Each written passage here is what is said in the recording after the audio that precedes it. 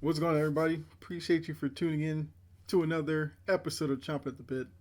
The wildcard weekend was a lot of fun. I enjoyed all the games. Probably minus one, but all in all, great weekend. We're seeing some of the teams that were eliminated make some moves here in the aftermath. Touch a little bit on that. Might say that for another episode, but yeah, just a fun weekend. Let me know what you thought about it. And if you enjoy this episode, please go ahead and like, follow, share it out to other people, all that good stuff. Leave a comment or a review. Any feedback, I definitely welcome. So the weekend got kicked off with the Rams and the Panthers. Panthers were seen as the team that had no shot. Well, nobody told the Panthers that Carolina crowd was into it. Well, once they got going, they were really into it. It was a bit slow in the beginning. It was a chance for us to see Bryce Young in the playoffs. First start, even though his career is still so young, he's had a tumultuous one, to say the least.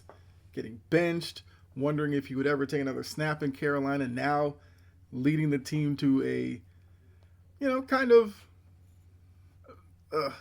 dismissive playoff appearance. 8-9, not that great of a team, but an opportunity for Panthers, a young team, to build off of this into next season.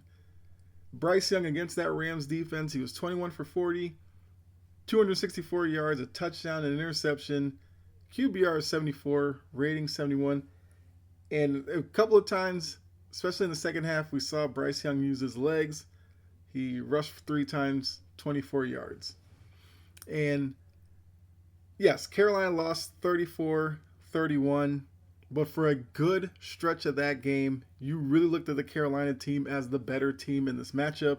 They had the lead late into the game, but they kind of changed up their approach to Matthew Stafford defensively, which I do think, looking back on, is something that they probably would regret, because they really took the momentum and took control of this game when they started pressuring Matthew Stafford with blitzes and stunts and all that, which, Stafford responded to it kind of in an erratic way, which that's what really brought the crowd into it. You could see Bryce Young have a little bounce in his step going on to the field from the sideline when he had his opportunities, and I really thought the Panthers were going to get this one, but like I said, they take the lead late. Stafford has the ball, needs to drive down, needs to kind of do MVP level stuff, which Stafford is in the MVP conversation. And all he does, leads them down, 7-play drive, 71 yards, the game-winning touchdown to Colby Parkinson on the right side to give them the 34-31 win. Panthers got the ball after that but couldn't do anything. So the Rams escape with a win over the Panthers. And for me, the play of the game, or the aspect of this game that might be overlooked, was actually in that fourth quarter. This was I believe the scoring drive before the one that won it ultimately for the Rams. Rams have a 3rd and 1, about 12 minutes to go in the fourth quarter. Matthew Stafford throws a deep ball to Puka Nacua where he overshot him, and Carolina is in position to pick it off. I believe it would have been in the end zone, so it would have been a touchback.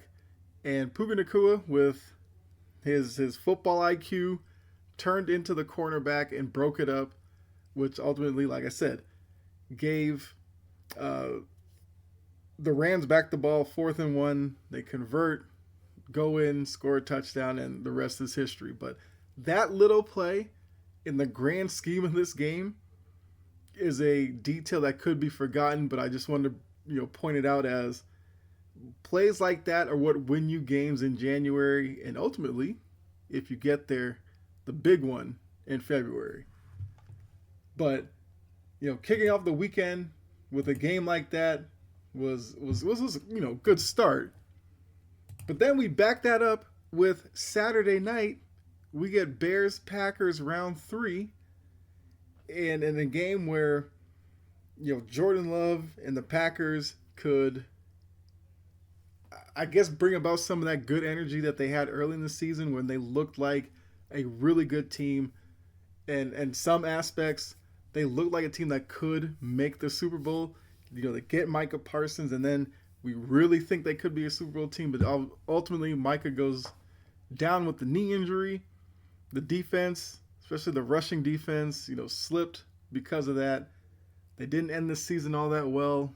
They kind of were going into the playoffs a little flat. And then here on the other side, you have a Bears team that this season they were known for fourth quarter comebacks. Seemed to do it every other week, it seemed like. And wouldn't you know, this game played out the same way. Because with the Packers, at least in recent years as well, they've been known to start really well and then slowly lose the rope and lose games in big situations like this. But Packers go out 21-3 lead at halftime. 21-6 lead going into the fourth quarter. So, Jordan Love spinning the ball around. They're looking really good. It looked like it was over. Not so fast. The Bears come back in the fourth quarter, outscore the Packers 25-6 to take the game 31-27. Bears move on.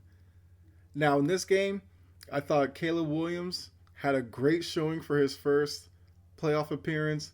A little bit uneven. He did have 2 interceptions, but I thought winning time, he played really well.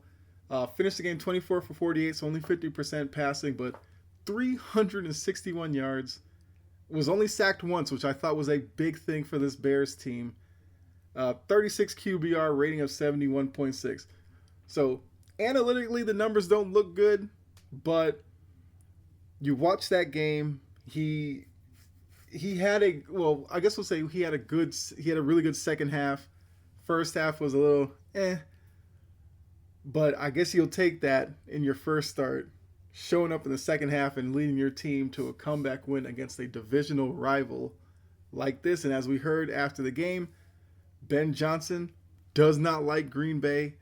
I think this is a rivalry that the NFL would love, absolutely love, to be lit on fire for the next few years with Ben Johnson in Chicago voicing that, and Green Bay still have Jordan Love, still a young quarterback who he had similar numbers to Caleb Williams, so it's kind of interesting when you look at that. Jordan Love was 24 for 46 for 323 yards. Now the big difference was Jordan Love had 4 touchdowns, no interceptions, QBR of 80 and a rating of 103.8. He was also sacked once for 1 yard, so pretty minimal damage there. Both quarterbacks had their favorite receiver. For the Bears, Colston Loveland was spectacular. Could not cover him if you were Green Bay. 8 catches, 137 yards. Caleb Williams needed a big play. He went to Colston Loveland. For Jordan Love, Romeo Doubs, 8 catches, 124 yards, and a touchdown. But Doubs did have he had a big drop on that final drive where Jordan Love had the ball with a chance to win it. And I know for some people, Jordan Love and playoff moments, like this was a chance for him to, really plant his flag, and they fell short. Not necessarily like anything that he did, because when we look back at this game, and I'm not one to necessarily, look at kickers because it's a very tough job depending on the night. There was a little wind there. But McManus is a vet, missed 2 field goals, missed an extra point. Which you look at it, he makes a couple of those kicks. It's a different game, but, that's 2020 hindsight. I can't necessarily go about that. But they did end up being big plays, especially when you miss a field goal late in the fourth. When you're up 27-24, it was a chance to move ahead 30-24. Don't know how the game would have played out if he makes that one. But ultimately, the Bears get the win. The Bears move on. And now for Green Bay, it's like we're asking the question now, is it time for Matt LaFleur to move on? And I feel like I've heard a lot of Packers fans, they're kind of split. Some are like, you keep him. Some are kind of done with him. But I think the overwhelming consensus is he knows how to run an offense. And we saw it. There were stretches of this game where Jordan Love looked like the best quarterback in football. Probably an over-exaggeration, but he was playing that well. And that's the Jordan Love that I'm a fan of, and I feel like he could be a Super Bowl type of quarterback, but he has to have the playoff wins to back that up. Where the game I thought turned a little bit, when the Bears were kind of taking momentum in the fourth, it seemed like Green Bay was out of sorts, and we saw a lot of late clock adjustments and kind of disorganization a little bit with the offense that kind of messed with the flow and everything like that. But, I feel like Jordan Love will probably have many more opportunities in the playoffs, so he can definitely grow. But I think the story of the game, Caleb Williams, great showing from him. And for a young quarterback, that could, speak volumes and do a lot for him moving forward. So that was just Saturday, which was a great day of football. Going to Sunday, we get Jags Bills to start off with. And that was another game that was a lot of fun to watch, because going into that game, if you heard my other episode the other day, I talked about pressure, quarterbacks that were under it, and Josh Allen had the most pressure to me of the quarterbacks going into these playoffs. And this game started off where I kind of thought Jacksonville could get the win, and I was ready to see what the narratives and storylines would be behind Josh Allen. But in this game, he was a little banged up. There was like a tackle around his own goal line. Knee flexed a little weird. Gabe Davis goes down with an injury. We learned after the game, Tyrell Shavers was dealing with a knee injury. The Bills pulled this one off, 27-24. The significance with that is Josh Allen's first road playoff win. He was 0-4 going into this game. Jacksonville, really good season. He had all that against him, because a lot of people were on Jacksonville for this game because they were, I guess, a hot team going into it, 13-4 year. And I feel like when you look at these two teams, there are some similarities there between them. Josh Allen, 28 for 35 for a touchdown. Trevor Lawrence on the other side, 18 of 30, 3 touchdowns, 2 interceptions, only 207 yards. And the lasting image we'll see, he gets the ball after Josh Allen drives the Bills down for the score to take the lead. So he has an opportunity, just like some other quarterbacks had this weekend. I just talked about Jordan Love had the ball in his hands with a chance. Trevor Lawrence does as well at home, throws a pick. That's it. Bills move on, 27-24 win. Josh Allen, we know. It's a tough competitor. Like I said, 28-35, 273 yards, a touchdown, only 1 sack, 87 QBR, 108.7 rating. I still have some questions with Trevor Lawrence. 18 for 30, 207, 3 touchdowns, 2 interceptions, 1 sack, 30 QBR, 86.4 rating. The rushing offense for Jacksonville, because that was something when I previewed this one, I was wondering which rush offense would perform, and Jacksonville, beat the Bills 2-1. Jacksonville got 154 yards on the ground. Bills got 79 between James Cook and Josh Allen. Jacksonville bottled up James Cook, which I thought would have been a key for them to win this one, but ultimately it didn't work out that way. I'm left wondering, is Trevor Lawrence a franchise quarterback? Is he a quarterback you can win a Super Bowl with? I'm not going to close the book on him yet because he is still, I guess, relatively young. I think this is the first season under Liam Cohen, who will get a lot of consideration for Coach of the Year.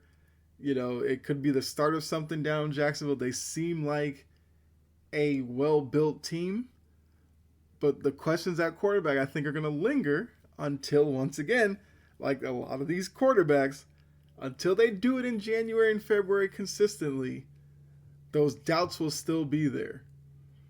Like I said, 18 for 30, not great. Only 207, not great. So Jacksonville has a offseason where they'll look to make some improvements. Parker Washington, I think, has been a revelation for them. He's emerged as like the number one receiver for Trevor Lawrence, even though Brian Thomas Jr. is the one coming off of the big rookie year who had a lot of hopes and a lot of people looking for him to have that sophomore season where he really, took a leap. Didn't really happen. He was a little banged up, I believe. The Jacoby Myers signing midseason helped in the regular season. Myers only had one catch in this playoff game, so he wasn't really a factor. Travis Hunter will be back next season. So, it could be in a couple of years we look back at this game and this was just the start of an ascension for Jacksonville, or it's just another part of the story of just where is it going wrong with Trevor Lawrence. But that kicked off Sunday, another game where there was a comeback, and there was a theme for most of this weekend that if you were leading at the 2-minute warning in the fourth quarter, that was usually a death sentence and usually led to you ultimately losing the game, which is kind of fascinating when you think about it, but that's where the weekend was going. Probably the game everybody was looking for was Sunday midday. Well, the middle game, not midday. The middle game on Sunday, Niners and Eagles. Niners come into the game beat up. Eagles come into the game with a lot of questions and drama from the regular season. Which would prevail? Would the Niners have a scheme around those injuries that lead to a win over a team that they don't like? The fan bases don't like each other because of the Super Bowl run that the Eagles went on. They had to go through San Francisco. San Francisco, remember, all their quarterbacks basically get knocked out. The thought from the Niners were, if we had our quarterbacks, we would have won, and there was a lot to it. But Brock Purdy, kind of, 18 for 31, 262, 2 touchdowns, 2 interceptions, 60 QBR, 80 rating. Kind of an average day. McCaffrey didn't do a lot on the ground. 15 carries, 48 yards, and we know how important McCaffrey is to that offense. He did give them 6 catches, 66 yards in the passing game with 2 touchdowns. So he did give them over 100 all-purpose yards, which, obviously is on par with how important he just is to the offense.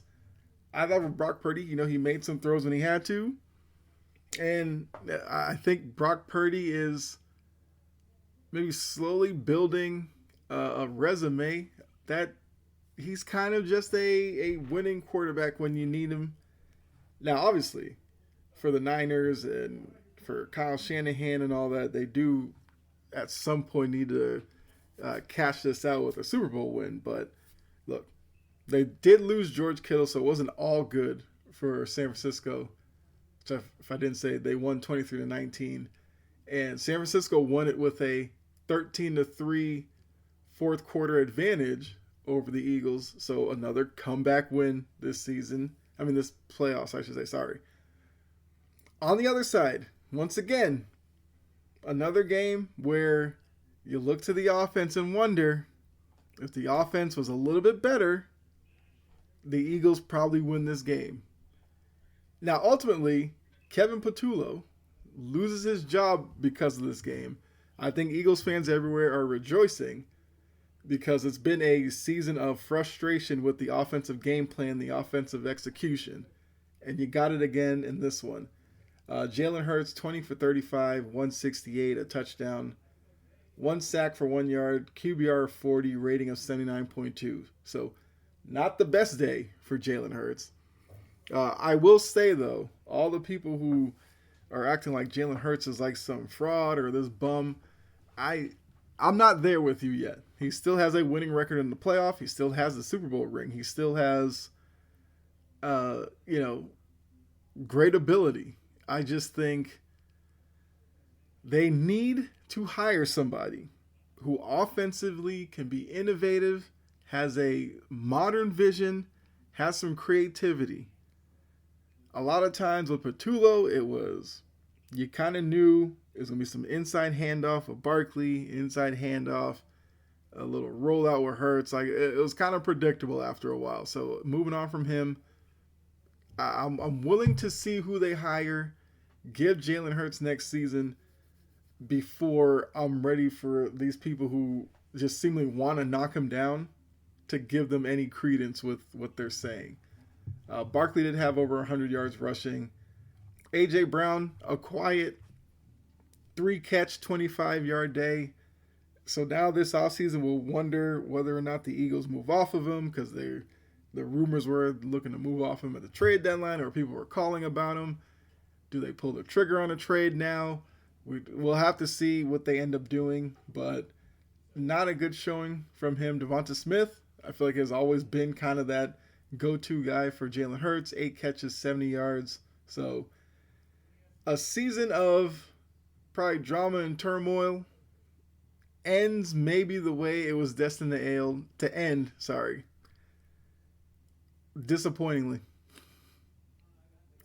I might have just made that up, but I was meant to say in a disappointing way. So, Niners win 23-19. They move on. The Eagles go home. NFC East champions, but early exit in their Super Bowl defense season. Then we get the Sunday night game. We got Patriots and the Chargers. Patriots end up winning this one 16-3. I feel like the underrated aspect of this game was the fact that the Chargers defensively are really good. I like their secondary a lot. I'm a big Derwin James fan. You know, he's one of the most probably talented safeties in the game. Up front, the Chargers are good. Questions were going to be offensively with the injuries on the offensive line and whether or not the Patriots could create pressure on Justin Herbert. I got to give Zach Kerr credit, who's the interim DC with the Patriots, who, you know, Terrell Williams was brought in, but he's been dealing with health issues all season. The game plan was flawless. And what they did was they kind of made adjustments throughout the game.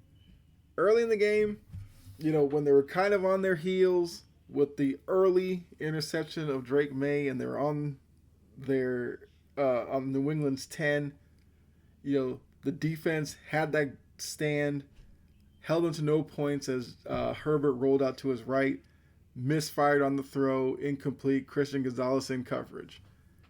That really seemed to, you know, dial it up for the Patriots defense. They got after Justin Herbert at the end there. You almost felt bad for Justin Herbert, who was already coming in to this game with a broken left hand. He goes 19 for 31 for 159 yards. He was sacked 6 times, hit a number of times other than that.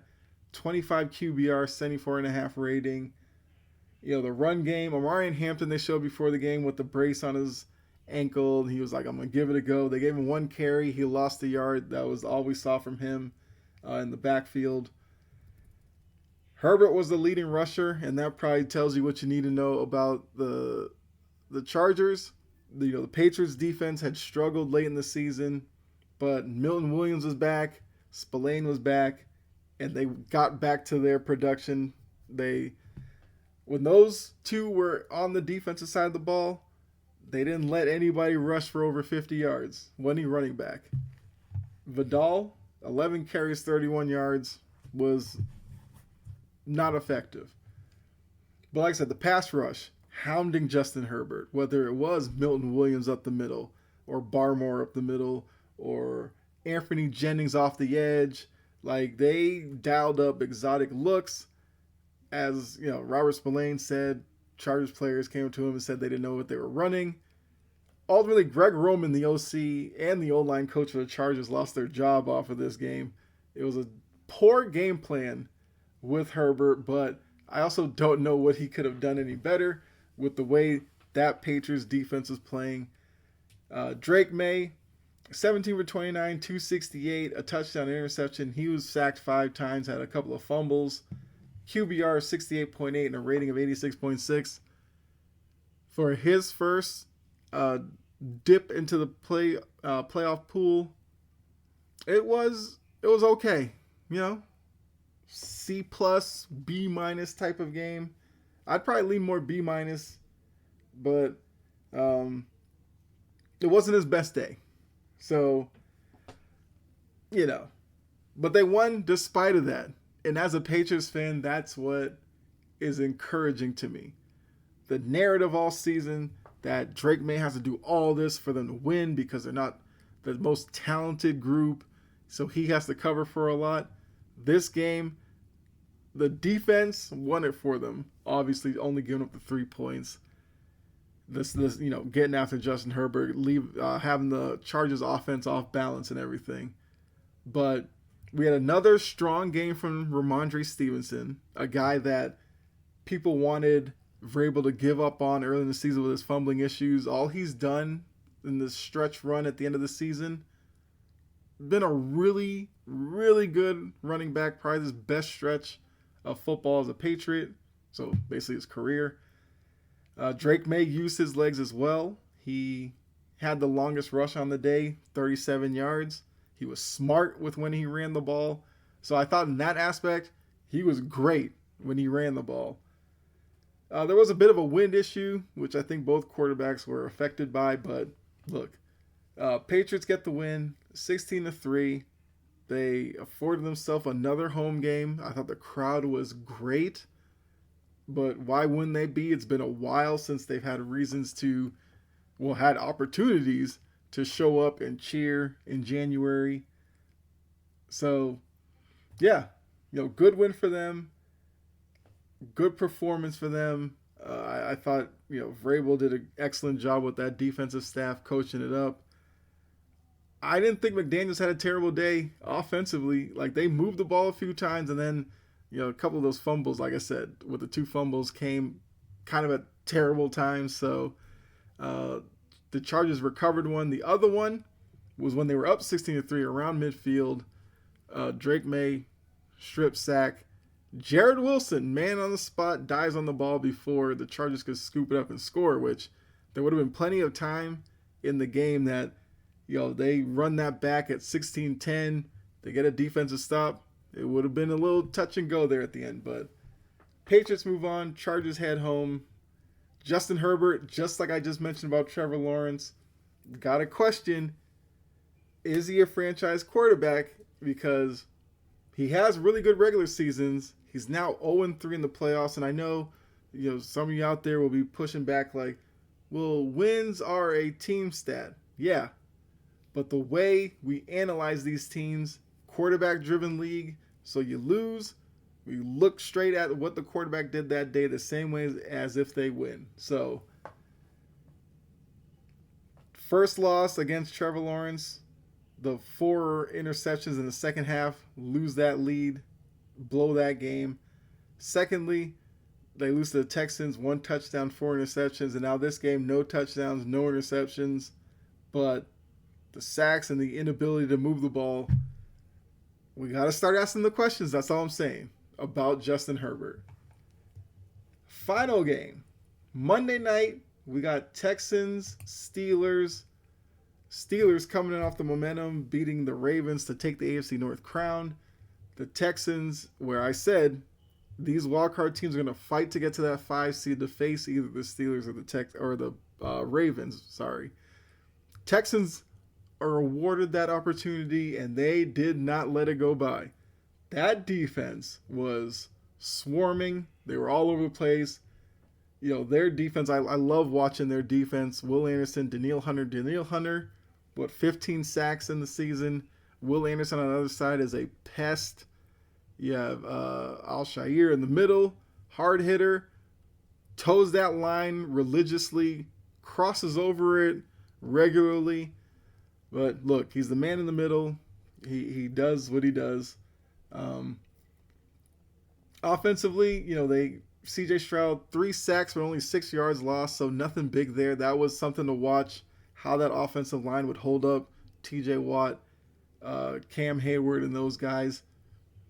They did well. Only 6 yards lost, so I can't really get on them for that. C.J. Stroud, 21 for 32, 250, a touchdown and interception, QBR of 62.4, rating 86.7. He had a really good day, I'll say.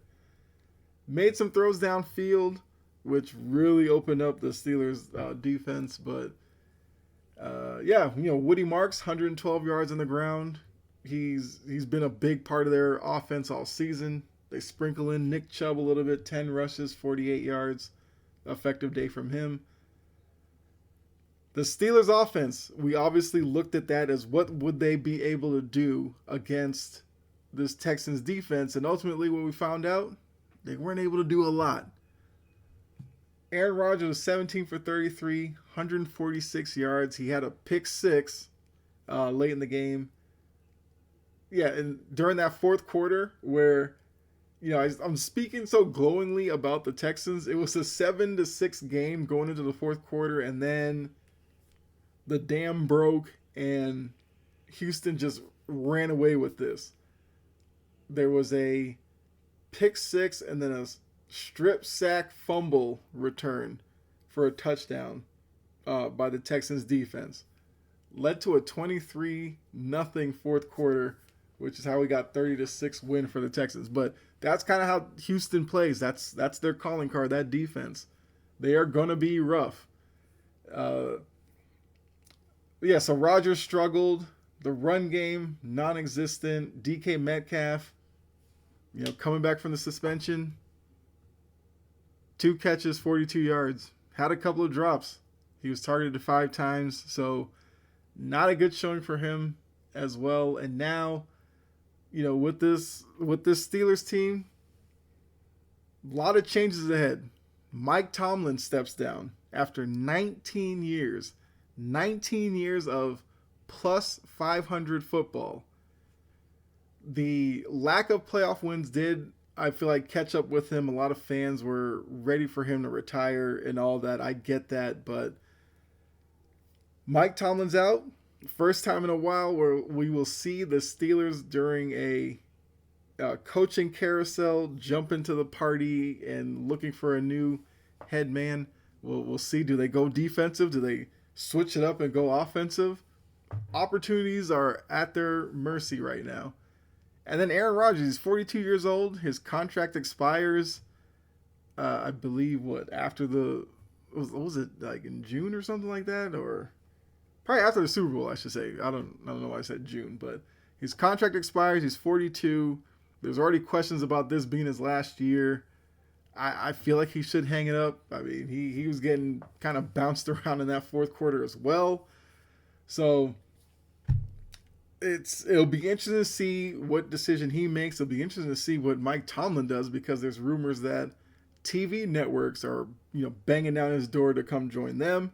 We obviously know with CBS, Matt Ryan is now the new president with the Atlanta Falcons. Could Mike Tomlin slide into that seat and work that for maybe a year or two just to test it out? Remember Bill Cowher did that. Bill Cowher went to TV and they're like, it's just a little experiment for a year or two and he'll get back into coaching. Don't worry about it.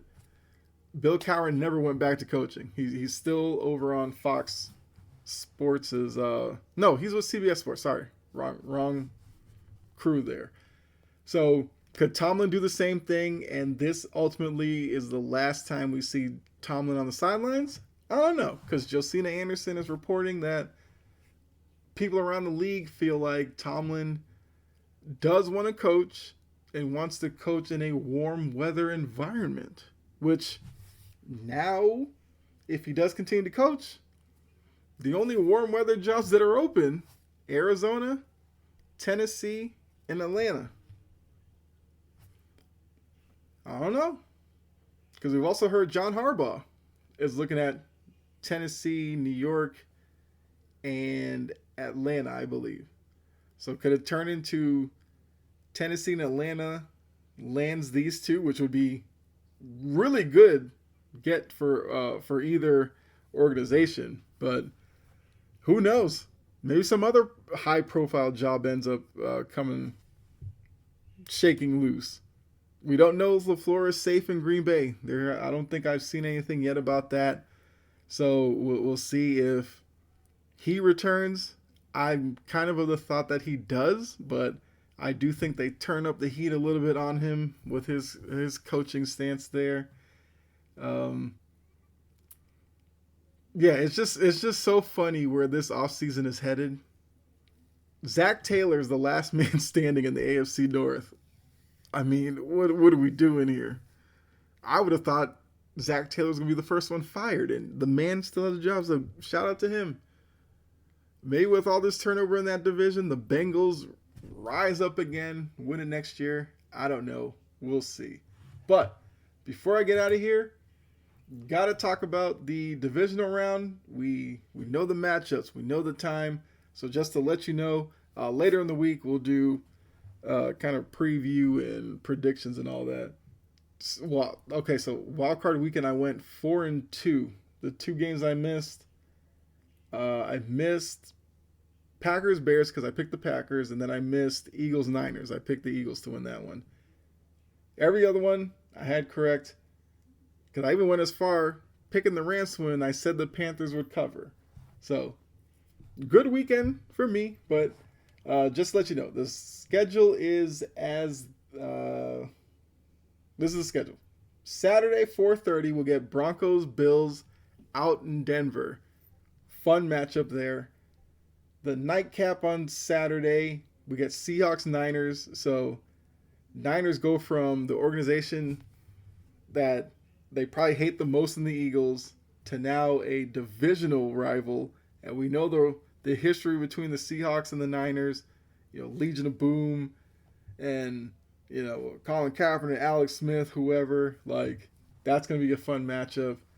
And then Sunday, the early game, 3 p.m. Well, Eastern are the times I should say. Patriots Texans. So Drake May versus that Texans defense, and the way the Patriots defense played against the Chargers, we get C.J. Stroud against the Patriots defense. And then the final game of the weekend, Sunday night, you get the Bears and the Rams. Matthew Stafford versus Caleb Williams. Sean McVay, Ben Johnson. So, yeah, another week in the book.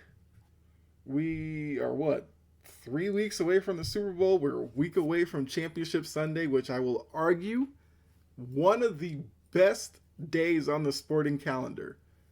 You get the AFC Championship, NFC Championship the same day. You sit there, you watch it all in one day, and then at the end of the night, you know what your Super Bowl matchup is in a couple of weeks. So the NFL season's flying by. It's sad that in a month's time we won't have football to talk about, but yeah. And look, I do actually talk other sports in here. I've just been so locked in with the NFL and these playoffs, probably because the Patriots are a part of it, that's just what I've been talking about. But yeah. So thanks again for tuning in. Hopefully you enjoyed this. I guess a bit longer than normal episodes, but like I said, these playoffs you just had to let it breathe a little bit. A lot of great matchups. I hope the divisional round playoffs, live up to what the wild card weekend has set the stage for. Because like I said, new faces here, young quarterbacks. You got the grizzled vet with Matthew Stafford. We'll finally get to see Sam Darnold, who has a lot to prove. You got Bo Nix in the Broncos now jumping into the AFC side of things. What does Sean Payton have in store for Bo Nix in that offense, which can run really hot and freezing cold? We'll see. Like I said, end of the week, so we will kind of go through the matchups, give you what to look for in my predictions. So thanks again for tuning in. Hopefully you enjoyed it. Go ahead and hit the like button. I already said it before. Smash the like, share it out, leave a comment, leave a review. Feedback, I want to hear from you all. let me know your thoughts on the wild card weekend and your thoughts on these divisional playoff matchups. Yeah. So there we go. Make sure you check out my socials. Follow me wherever.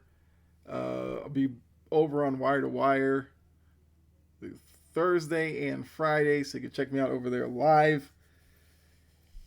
And yeah, I think that's the whole spiel. So enjoy the rest of your day. Enjoy the rest of your week. And until next time, be safe. God bless. I'm out of here. All right. Bye.